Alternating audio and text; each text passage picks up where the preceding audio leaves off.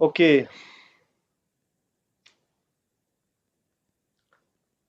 तो ये आज का हमारा सेशन है। आज हम बेसिकली डिजिटल कंप्यूटर्स और एनालॉग कंप्यूटर्स के बारे में थोड़े सा आपसे जो है बात करेंगे। तो आज का हमारा जो टॉपिक है, हमारा टॉपिक है कि जैसे कल हमने पढ़ा था कि कंप्यूटर और उसके मेन मेन पार्ट्स क्या होते हैं। तो आज हमारे दो तीन टॉपिक हैं इस सेशन में, जिसमें पहला टॉपिक है करेक्टरिस्टिक्स ऑफ कंप्यूटर्स, नेक्स्ट है एप्लीकेशन ऑफ कंप्यूटर्स और डिजिटल और एनालॉग कंप्यूटर। तो पहला जो सब टॉपिक है वो है हमारा आज करेक्टरिस्टिक्स ऑफ कंप्यूटर्स। तो करेक्टरिस्टिक्स का मतलब होता है क्या क्या खासियतें होती हैं अगर मशीन है ये, तो किस तरह की मशीन है, क्या क्या ये कर सकती है, क्या क्या इसके काम है। तो सबसे पहले बेसिक चीज़ आपको वही पता होनी चाहिए, उसके बारे में जानकारी जो है that is called characteristics of computers. तो कुछ प्रिंसिपल करेक्टरिस्टिक्स होते हैं, उनमें क्या होता है जो बाकी मशीनों में नहीं होती है कि कंप्यूटर के अंदर हम वेल डिफाइंड मैनर में इंस्ट्रक्शन दे सकते हैं। जैसे एक पर्सन को, एक सिपाही होता है, उसका उसका ऑफिसर इंस्ट्रक्शन देता है कि आपको तेज चलना है, वो तेज चलता है, आपको रुकना है वो रुकता है, आपको दाएं मुड़ना है वो दाएं मुड़ता है। इसी तरह से एक वेल मैनर्ड पर्सन की तरह कंप्यूटर बिहेव करता है। हम इसको जो भी इंस्ट्रक्शंस देते हैं in form of program, in form of software, software और जो प्रोग्राम होते हैं both are instructions. It is a collection of instructions. वो सारी इंस्ट्रक्शंस जो होती हैं वो कंप्यूटर में फीड की जाती है in the form of app, in the form of software, in the form of program या एनी अदर प्रोग्राम जो कंप्यूटर के लिए लिखा जाता है। वो सारी की सारी इंस्ट्रक्शन होती हैं कंप्यूटर के लिए, कंप्यूटर को सीरीज में क्या क्या काम करना है, पहले क्या काम करना है, नेक्स्ट क्या काम करना है, उन पूरी इंस्ट्रक्शन को जब हम एक सीक्वेंस में लिखते हैं और कंप्यूटर उनको एक सीक्वेंस में परफॉर्म करता है, उनको एक्चुअली में एग्जीक्यूट करता है, उनको रन करता है, तो उसी को बोलते हैं हम प्रोग्राम रनिंग। तो पहला काम है, पहली जो प्रिंसिपल जो करेक्टरिस्टिक है किसी भी आज के कंप्यूटर की, वो वेल मैनर में हमारी लिखी हुई इंस्ट्रक्शंस को फॉलो करता है without any question. Number second, ये वो इंस्ट्रक्शन जो हम उस टाइम पे उसको दे रहे हैं कीबोर्ड से, उनको भी फॉलो करता है। और वो वाली इंस्ट्रक्शंस जो पहले से इसमें फीड है, जो सॉफ्टवेयर हमने उसमें पहले से डाल डाल के रखा है, उनको प्री स्टोर्ड बोलते हैं। वो पहले से उसमें स्टोर करके रखे हैं, चाहे वो ऑपरेटिंग सिस्टम के फॉर्म में है, चाहे वो कैलकुलेटर एप्लीकेशन के फॉर्म में है, चाहे वो आपकी गेम की फॉर्म में है। वो सारी इंस्ट्रक्शन इसमें प्री लोडेड जो होती हैं, प्री जो स्टोर्ड होती हैं इसके अंदर, उनके ऊपर भी ये काम कर सकता है। और ये सबसे बड़ा फायदा ये है कि इसमें हम एक बार इंस्ट्रक्शन फीड कर दें, तो जब हम इसको रन करेंगे ये ऑटोमेटिकली रन करेगा उन्हीं इंस्ट्रक्शंस पे। तो तीसरी एक जो इम्पोर्टेंट करेक्टरिस्टिक है, खासियत है कंप्यूटर की, वो है कि ये बहुत क्विकली स्टोर भी कर सकता है और क्विकली बहुत लार्ज अमाउंट्स ऑफ डेटा हमें वापस स्क्रीन पे शो भी कर सकता है, स्टोर भी कर सकता है, शो भी कर सकता है। किसी पर्सन को आप 5 बुक्स दोगे पढ़ने के लिए, वो 5 दिन लगाएगा। लेकिन पीसी को अगर आप सामने बोलोगे हाँ मेरे सामने ये बुक खोल के दो, वो 5 मिनट में सारी सारी किताबें खोल के आपके सामने रख देगा। हाँ ये बात सही है कि अभी उसमें वो ऑटोमेटिक रीडिंग वाली फैसिलिटी नहीं है, लेकिन उसको हम किसी न किसी तरीके से वो वाली फैसिलिटी भी डालने की कोशिश कर रहे हैं जिसको बोलते हैं हम आर्टिफिशियल इंटेलिजेंस। वो भी डालने की कोशिश कर रहे हैं। वो हमारी 5th जनरेशन के पीसी में उस तरह की फैसिलिटी भी आएगी कि एक पीसी इमेज को देख के बताएगा कि ये लाइन की इमेज है, एरोप्लेन की इमेज है या किसी और की इमेज है। तो वो भी फैसिलिटी इसमें आने वाली है, फिलहाल इसमें नहीं है। तो अगर हम इसके करेक्टरिस्टिक्स को सम अप करें, तो अगर इनको नाम दें इसकी खासियतों में, खासियत क्या होती है, जैसे एक पर्सन होता है वो चल सकता है, दौड़ सकता है, सोच सकता है, किसी से बात कर सकता है, ये सारी पर्सन की खासियत होती है, हम लोगों की खासियतें होती है। इसी तरह अगर हम डिजिटल कंप्यूटर की खासियतों को सम अप करना चाहें, इनको हम इकट्ठा करना चाहें, तो हम इन हेडिंग्स के अंदर उनको इकट्ठा कर सकते हैं। पहली खासियत है वर्सेटैलिटी। वर्सेटैलिटी क्या होती है कि डिफरेंट डिफरेंट काम करना सेम चीज के द्वारा। जैसे मैं अगेन इंसान की ही एग्जांपल दूंगा। एक इंसान जब रोड पे काम करता है तो रोड बनाने वाला कहा जाता है उसको। वही इंसान जब घर में खाना बनाते हैं तो उसको कुक बोला बोला जाता है। अगर वही इंसान फौज में जाए तो उसी को फौजी बोला जाता है, वो गन चलाने का काम भी करता है। अगर वही इंसान चोर का काम करे तो उसको चोर भी कहा जाता है, चोरी करेगा तो चोर भी कहा जाता है। पर्सन सेम है। पर्सन इज, मतलब वो हर जगह सेम पर्सन है, बट वो डिफरेंट डिफरेंट काम कर रहा है डिफरेंट डिफरेंट जगह पे। तो जनरल पर्पस जो कंप्यूटर होते हैं, जनरली जो आजकल के पीसी हैं वो जनरल पर्पस ही होते हैं। वो वर्सटाइल काम करते हैं, डिफरेंट डिफरेंट काम करते हैं। कैलकुलेशन का काम करते हैं, लेटर टाइपिंग का काम करते हैं, नेटवर्किंग का काम करते हैं, चैटिंग का काम करते हैं। जो भी आप उसमें सॉफ्टवेयर डालोगे उस तरह का वो काम करेगा।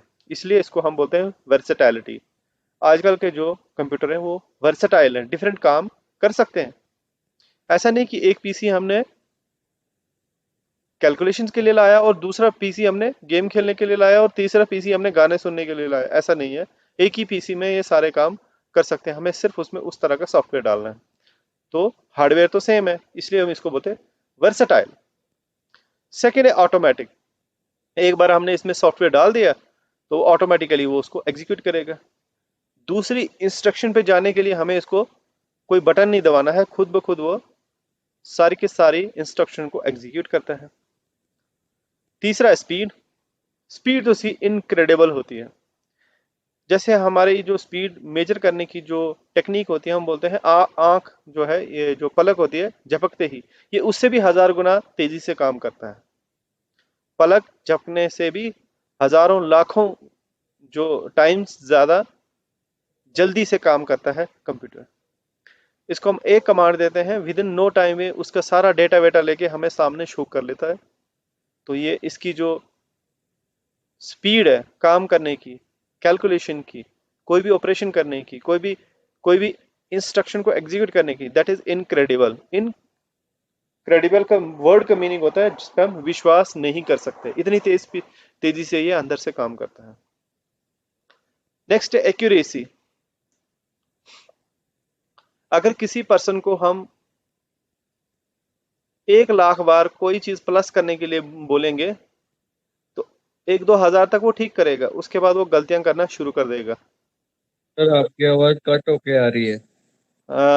बेटा मैं उसमें कुछ नहीं कर सकता हूँ क्योंकि यहाँ से सब कुछ ठीक है। तो मे बी कोई नेटवर्क का इशू होगा या आपके एंड पे कोई इशू होगा, यहाँ से सब कुछ ठीक है।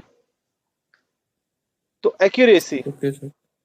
एक्यूरेसी का मतलब क्या होता है कि ये हर जो जो काम है, पहला काम और 1 लाख वाला काम, वो दोनों सेम एक्यूरेसी से करेगा, उसमें कोई फर्क नहीं आएगा। डिलीजेंस। डिलीजेंस होता है ये कभी थकता नहीं है। जब तक इसको पावर ऑन है, जब तक इसमें पावर है, जब तक इसमें पावर चल रही है, ये उसी एक्यूरेसी के साथ ये सारा काम करेगा, सेम एक्यूरेसी के साथ। नेक्स्ट है रिलायबिलिटी। रिलायबिलिटी का मतलब है कि ये इसको जब भी हम काम देंगे ये सही रिजल्ट देगा। ऐसा नहीं कि हमने इसको 1000 बार जो है कोई काम किया तो बाद में जाके ये उसी सेम काम का गलत रिजल्ट देगा। हर बार ये रिलायबल आंसर देता है, डिपेंडेबल आंसर देता है, सही आंसर देता है। स्टोरेज कैपेसिटी, ये इसकी बड़ी खासियत है। ह्यूमन ब्रेन जो है वो थोड़ी थोड़ी चीजें याद कर सकते हैं, उसके बाद वो भूलना शुरू कर देते हैं।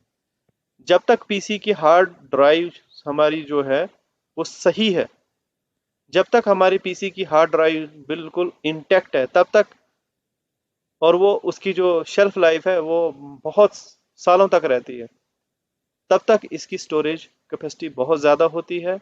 और ये इसकी स्टोरेज जो है वो यूं ही ज़ाया नहीं होती है, ये कुछ भी भूलता नहीं है, फॉरगेटिंग इसके अंदर नहीं होती है इस तरह से जैसे ह्यूमन बींग्स में होती है।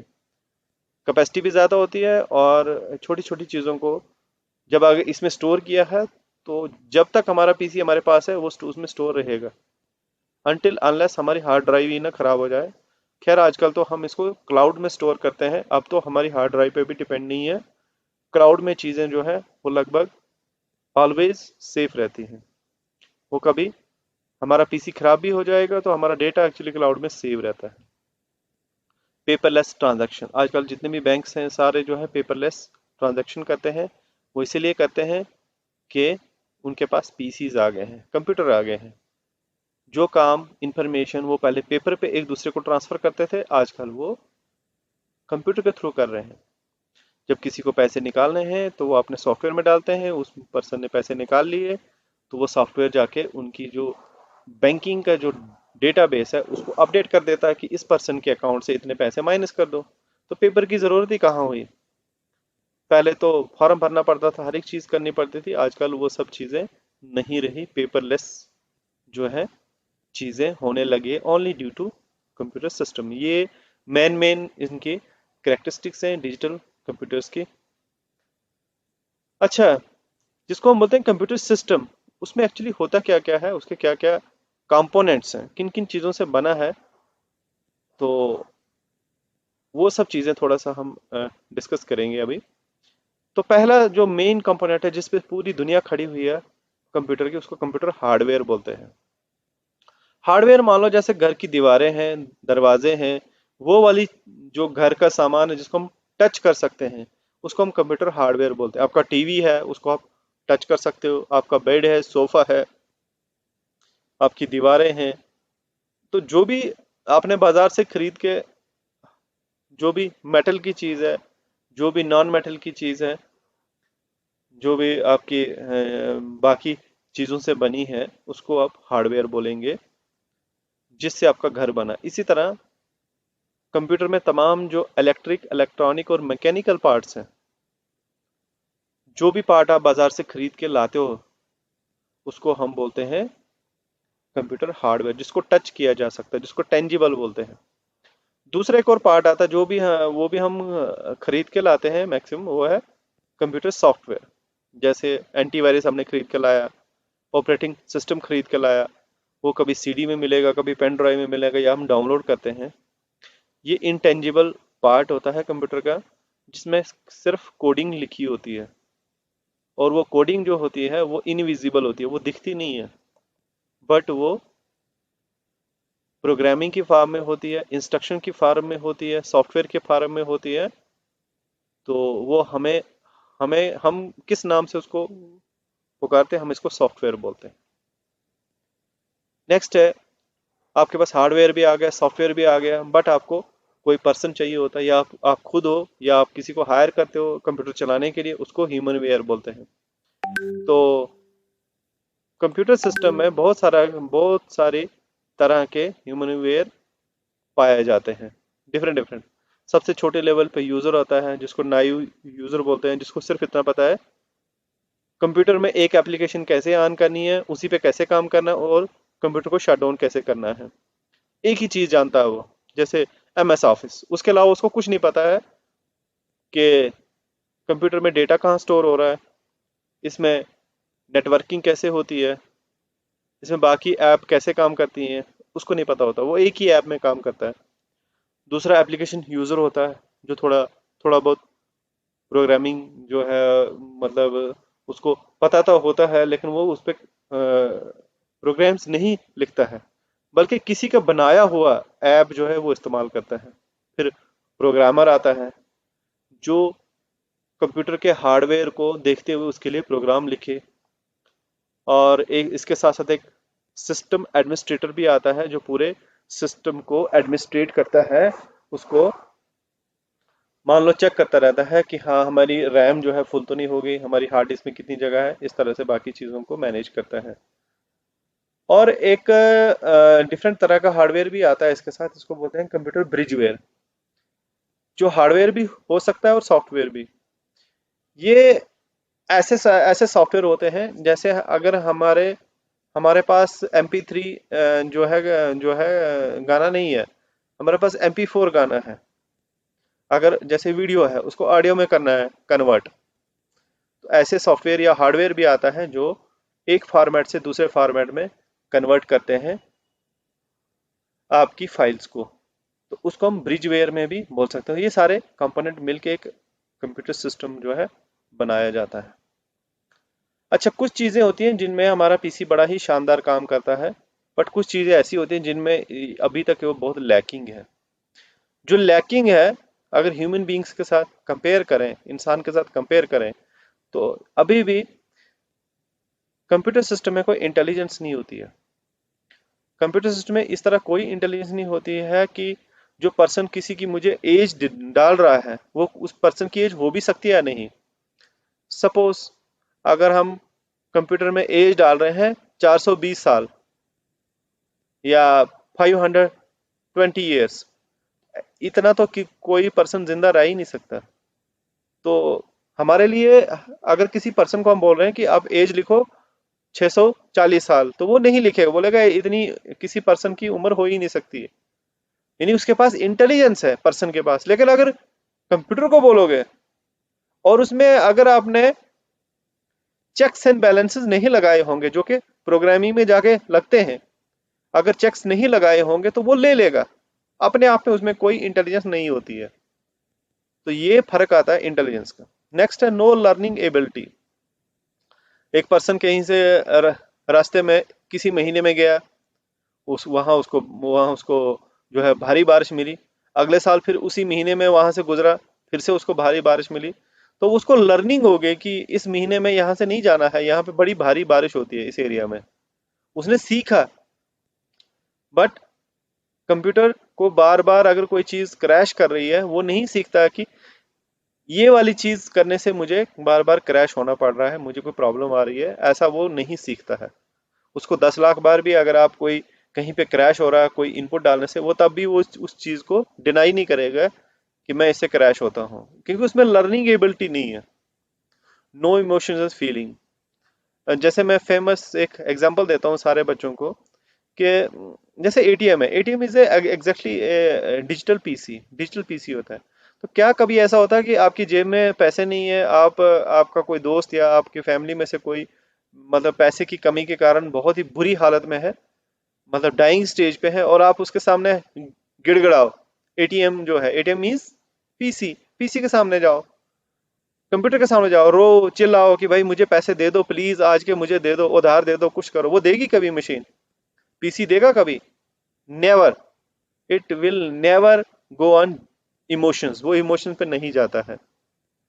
तो समटाइम्स इमोशन हमारे लिए अच्छी भी होती हैं, इसलिए वी आर ह्यूमंस, इसलिए हम मशीन नहीं है, क्योंकि हमारे अंदर इमोशंस है, और वो इमोशंस कंप्यूटर्स के अंदर फिलहाल नहीं है।